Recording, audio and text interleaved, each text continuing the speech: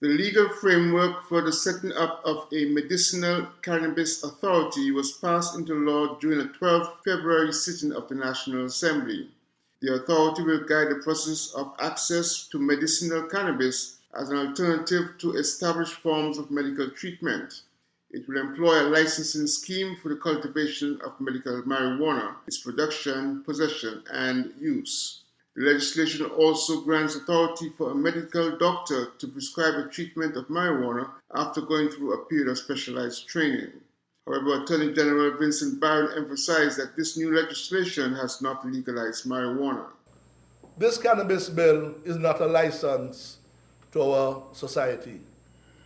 This is not to legalize and free up the weed. It is for weed to be regulated. And the regulations that we put in place here will be strict regulations.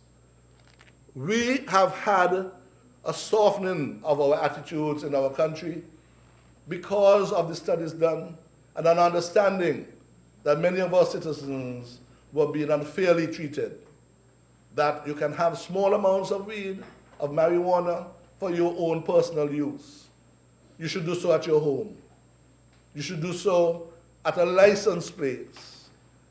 If it is that you're moved by your religious beliefs, you're a member of the Rastafari brethren, you can do so in your own tabernacles.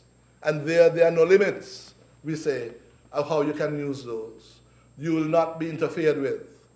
But you should not be on the streets, in public places, blowing smoke in people's face. However, changes in other legislation to come will increase the legal possession limit from 15 grams to 56 grams of marijuana. Glenn Bart for SKN Newsline.